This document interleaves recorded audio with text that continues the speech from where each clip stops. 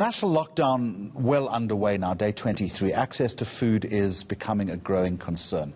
Marius Oosthuizen from the Gordon Institute of Business Science says ultimately, unless there are provisions, plans put in place, this could affect law and order. He says a hungry person can be an angry person. Marius, good morning to you and welcome. You talk about certain actions that need to be taken soon, otherwise we could drift towards what you term as a worst-case scenario during a COVID-19. What imaginably is that worst-case scenario?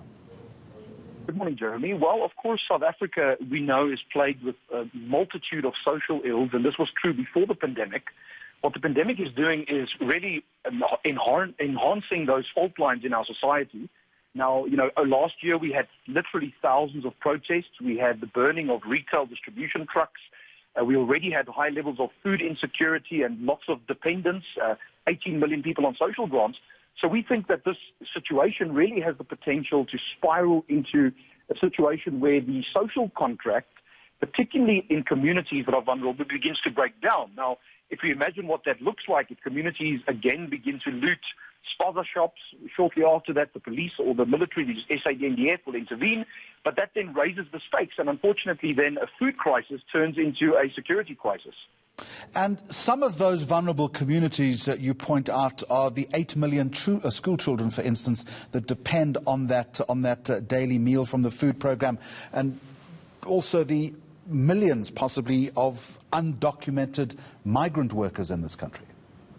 Absolutely. Estimates are between 2 million and 4 million undocumented migrants. Add to that the 8 million school children, and of course the 11 million of working age who are unemployed.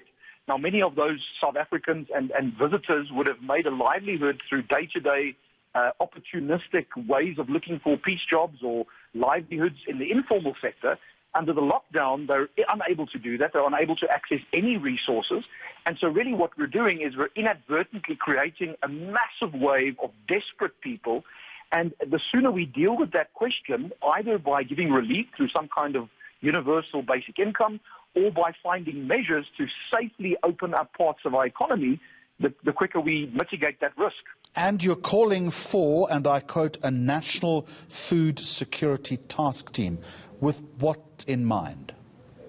Well, South Africans are incredible. We're seeing literally thousands of South Africans across the country engaging with one another, creating community action networks or local area networks, as the South African Council of Churches is calling it. But that work can only go as far as the resources at their disposal. And so what we need next is we need a very high-level government, business, and civil society coordination strategy.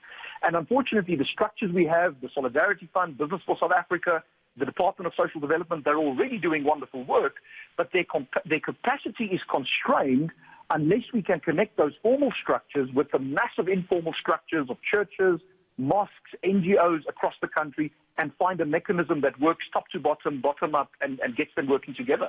Another side of this equation is also a possible change in policing. We've seen some very disturbing images from, for instance, the South African National Defence Force. You make the point that conflict makes a hungry person an angry person. Absolutely, Jeremy.